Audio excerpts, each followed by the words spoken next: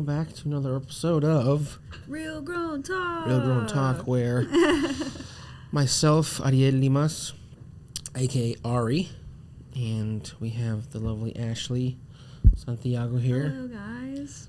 We are doing this. This is actually going on for a while now, which is awesome. I'm almost surprised that we keep doing it. It's consistency. It's one of those things. Once you start doing it, it'll feel weird if you don't do it.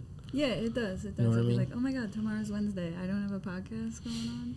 And I also think about things. I'm just like, okay, we've talked about a lot, but we're just kind of like touching the tip of the iceberg when it comes to like. There's still so many There's things a we lot of haven't even things, talked and about. just the way the market is ever changing. Like we're always going to have something to talk about. Yeah, there's always something new. Mm-hmm. Like loans, kind of boring, but just the real estate market itself, is always changing. Are pretty boring, but a necessary Yep. piece of the puzzle. For the most part. Unless you have cash. Right. But then, so a lot of people have loans here because we're in Hawaii, right? Right. So the purchase prices are steep, so most people are going to need a loan. Yeah. Yeah. And it's just, I came from the mainland, and so did you. Right. So home prices vary, taxes vary. So, if someone were to ask you, Ash, I'm thinking of moving to Hawaii, or I'm going to get stationed there, what's the expectations?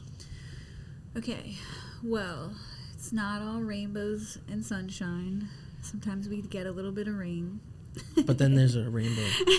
Then there's a rainbow.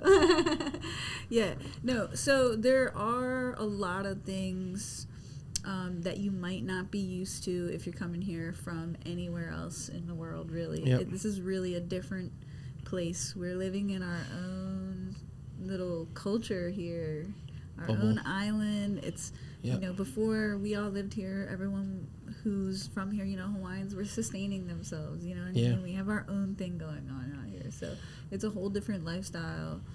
Even though we're in the U.S., we're part of the U.S., the lifestyle from the mainland U.S. is completely different. Yeah. And the housing market is even more different.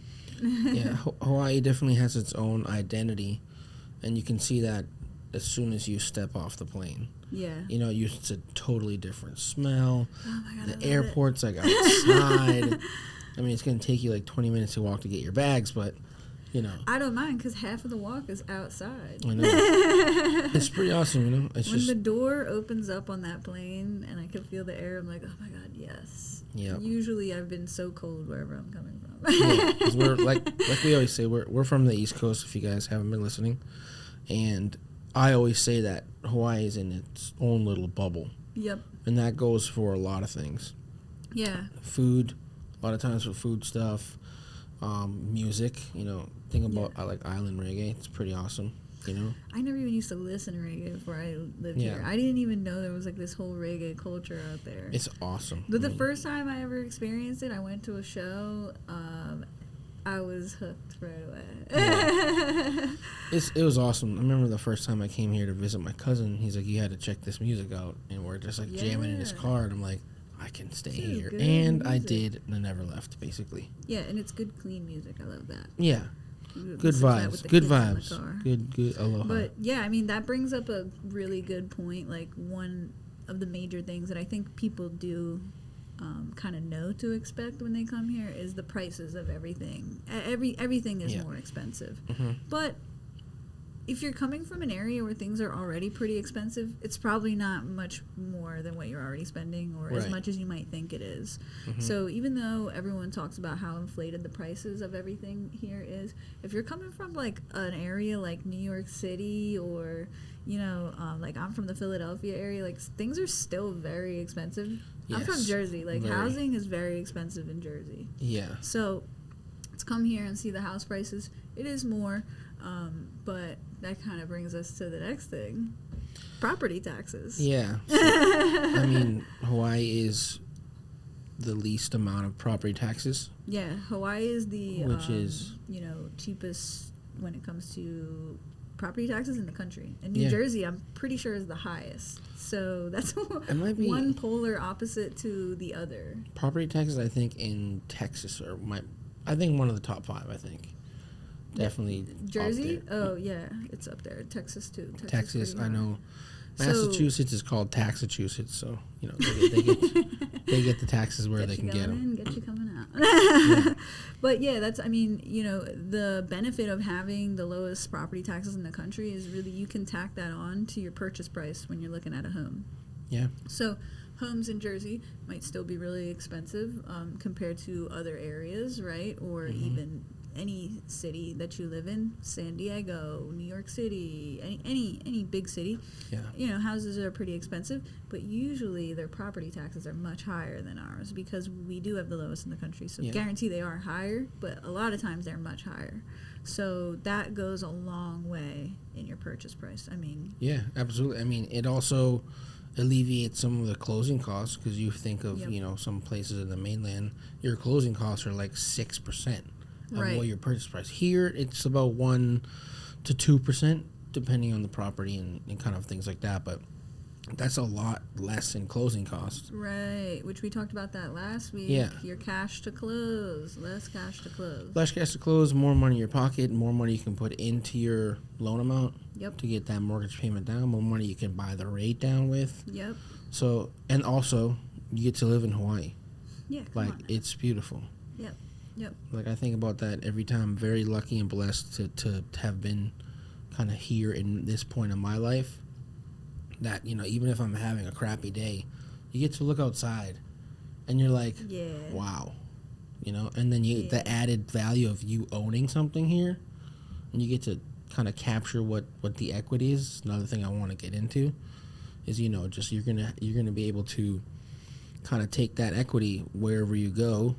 And we talked about using equity the other day. Right.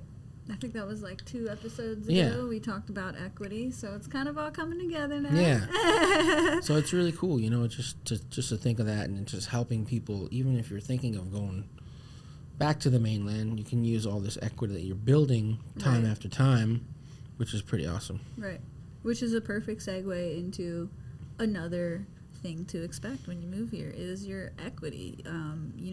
We're seeing our clients who are selling, getting nice returns on their equity, and it's partially because of appreciation, but it's partially because our payments are so high. We pay a lot every month, so we're knocking down that principal payment. So you're seeing that equity building up a lot faster than if you're paying less towards your loan every month. Yeah. I mean, it's going to...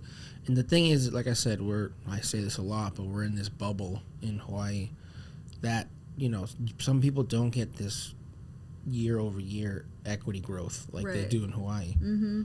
Because, I mean, during COVID, people were selling and going to the mainland and basically buying cash, their properties cash in, like, Tennessee or something. Properties cash sometimes, After they've been here for, like, 3 years. And, like, just, it was blowing my mind. I was like, wow, this is definitely a different market from where I came from in Boston, which, I was in it, but I didn't know as much as I do now in terms of the number side of it. Right. So it's just, it blew my mind. I was like, wow, I definitely need to get myself into this business and help people too. It's always the thing, the main thing, at least for me. Yep. It's definitely a major benefit.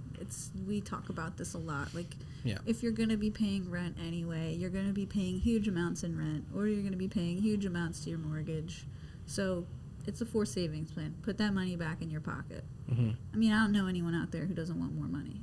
Right. Like, I'll take easy math. I'll take some money. Yeah, right. Go buy a house, Exactly. And you're forcing yourself to put that money into the loan because you have to pay it every month, and now you're going to get that equity in return. Yeah. I mean, it's better than putting into, like, at least some, like, a high-yield savings plan.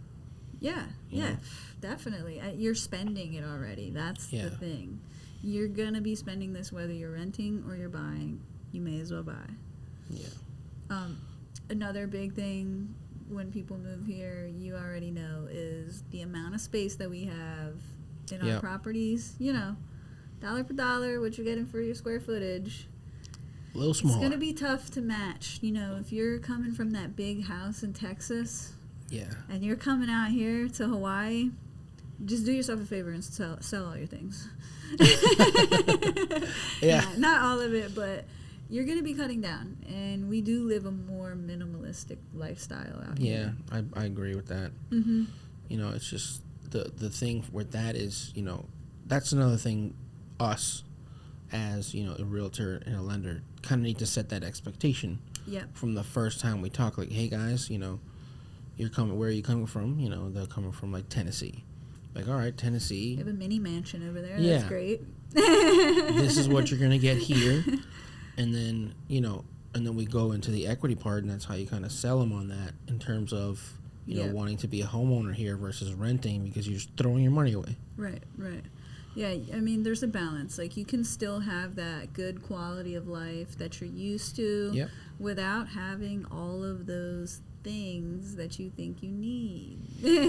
You'll realize what you need when you kind of downsize. Yep. And it's not like huge downsize. You're not saying like you're coming from a mansion and you have to live in a studio.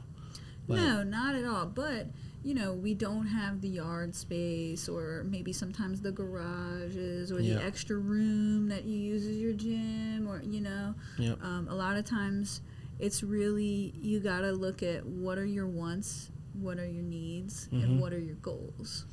And that's going to really help you figure out, like, okay, do I want the gym equipment or do I need the gym equipment? I know that I want to make more money than I'm making, you know, and like that's kind of your goal. So, okay, how much money are you expecting to make by the time you either sell or rent this place, right? You're going to be building up equity over time. Yep. If you're renting it out, you're going to be making money in the meantime on it, you know. So is it worth it for you to just sell that gym equipment and just pay $40 a month at 24-hour fitness to build your wealth? I've been doing it for 3 years and I haven't gone. It's a charity, basically. You know what? I was just saying that yesterday. I was at the gym and my elliptical was broken. And I was like, I know at least like 30 people that pay a membership here and don't go. Like, well, this machine should be fixed. I'm going to call them tomorrow and make sure they fix it on my behalf because I haven't been using the facilities in 3 years. I am sponsoring this elliptical to get fixed. Yes, and I'm going to put a plaque on it and everything. Sponsored by Ariel Limas. But yeah, Loan no, Depot. seriously though, like, you know, is it worth it for you to keep that dining room table that you love so much? Or, you know, I meet a lot of people that are like, my one thing is I'm not selling my couch or I'm not selling my bed. There's always this like one piece of furniture that they're like, I'm keeping that no matter what. Well, that piece of furniture could be holding you back because if your only thing is I need to fit this one piece of furniture, but we're looking at a property that has an estimated $90,000 of equity it's sitting on already, buy couch. Bye. See you later. I'm buying a new one. But people don't, you know, like I can show them all the comparables and the sales price and, you know, that's their choice. Sometimes people just would prefer to be comfortable and live their life the way that they are. But if you're one of those people who does have the goal to make it out of wherever you are with a little more money in your pocket and you're looking at moving in here on Oahu, you're probably best suited just being open to like selling whatever you might need to sell. Yeah. To make it fit. It's sometimes easier for, I think, people that aren't in the military sometimes, I think, because they have I think they do a little bit more research rather than someone coming here in the military PCSing. It's also on their own budget. You have to remember, like when you're PCSing here from the military, you get a certain weight allotment. Right. And so as long as you're within that weight, you can ship whatever you want. Yeah. So I've shipped ridiculous things. Like I'll be like unpacking, like, why did they pack this? Like, you know, like things you don't need. It's definitely a problem in the military. And then like, you're already like not making all the money in the world, right? Like service members, you know, a lot of them have large families or not, and whatever your pay is according to how many people are in your household. Yep. Essentially, right? So part of that is like you feel like, all right, well, I have this kid and now I have all these baby things and we might have another one, so we should probably keep all that and we're within the weight limit, so and you get in this cycle of just keeping all these things that you think that you might need. Right? Cars are expensive here, but if you can, you know, take one here and sell it. And let's just say you don't need 2 cars anymore. Yep. Sell that car here because you'll make way more money. That's just a different market. That's true. I came here with a Toyota, and I sold that thing for more than I bought it for, actually. Yeah. It was a pretty good deal for me. I mean, I was talking to someone the other day. It was a younger kid. He just PCS'd here. He's like, oh, I got this car. He was like, okay. And he's like, I don't think I want it, though. I'm like, sell it here. Yeah. Like, he's like, oh, I think I'm just going to keep it in storage. I'm like, nah, dude, sell it. Sell it here. You're going to make way more than wherever you go after this. Especially if you're in the military and they're shipping it for free. Bring Yeah. your car out here and sell it, man. I shipped as my long car. as it's running and you can... Yeah. Another thing to expect, safety check. As long as it's running and you can meet safety check, because this car will be a paperweight if you can't. You will not be able to register it. Mm-hmm. Yeah, and I shipped my car over and it was like $1,500 from LA. So I was like, oh man. I'm glad you said that, because that was one of the things I wanted to bring up, is like the cost to ship your vehicle. Yeah. If you're covering it yourself. I know from the West Coast, usually about $1,000 to $1,500. Yep. Depending, I know they have levels of services, right? Yeah, I mean, I have a Jeep, so I don't really, it can take a beating. But I don't have like a, $200,000 car. Exactly. I mean, hopefully none of you guys do, because you should be buying a home instead, but. Yeah, so you can get like closed container, open container, whatever your heart desires. They have all different kinds of levels of service that you can do, but your typical run-of-the-mill shipping. Yeah. And then how long did it take to get your car here? I got really lucky. Mine came in about 2 weeks. And you shipped it, you drove to the West Coast? I drove from Boston to LA and then shipped it from LA. That's cool. So I shipped cars here twice. One time from St. Louis and one time from Jersey. Took me about... It was through the military, so I didn't pay for it. Right. But I know that it usually costs about $2,000 to $2,500. $2,000 to $2,500. Mm-hmm. Typically, expecting that range, maybe a little more, a little less, right? Depending on what you need. But it took about a little less than 30 days to get it here, both times. They tell you about 45. Yeah. But mine always got here a little bit quicker. Mm-hmm. If there's a strike, though, you're done. But then that's another thing too. Like we're talking about what to expect when you move to Hawaii, particularly military. You have a time frame now. If you're taking your stuff here and you're like, all right, I want my stuff's gonna take a month or whatever. Or somebody who stays back and ships it for you in a month. You have like a month from then to get into your home if you want to. Right. So I think for us, being a team, it's just the expectations, telling people and getting that plan going. Like, if your goal is to get into a house in 30 days, guess who's going to get you in a house in 30 days? Me. And working day and night. Exactly. and we have done it. I've done it really very quickly, and it's been happier because people are like, okay, I get to go into my home, and then all my stuff's going to be here. Yeah. Instead of have all your stuff here. And then you're like, I got to find storage or, where they're going to hold it. Yeah, we were just going to get you moved in. And I know, like, a lot of people would probably find that stressful to, like, try and get their clients in. But, like, I kind of love it. Like, when I meet that person, I'm just like, clear the books, drop everything. Yep. We're doing showings every day. I'm going to be checking the MLS morning and night to make sure nothing new came up. And we're going to go see everything that we can as quickly as possible, pretty much. Yep. And, like, usually we get those clients in contract pretty quick, too. So it's usually, like, 1 week of, I don't even want to call it pain because it's kind of exciting, actually. And then, but it's long hours, usually, that week. But one week, and then, boom, we get you in contract. Hopefully 1 week. But that's how it is a lot of times. In this market right now, it's a lot easier to get into a home. So that's another expectation where somebody asked me this the other day. I was coming, this is my second time here in Hawaii. And I was like, okay, when did you come here first? 2021. Now it's 2023. That's 2 years ago.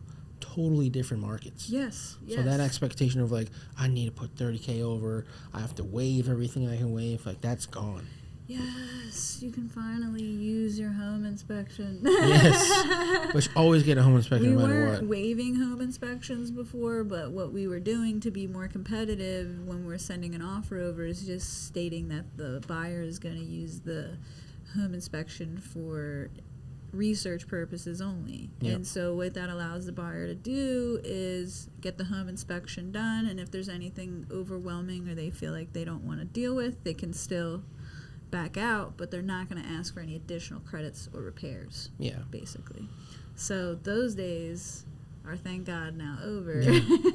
Yeah. We're back to credits. Well, we are. I don't know when we were at credits last, but I've gotten a couple.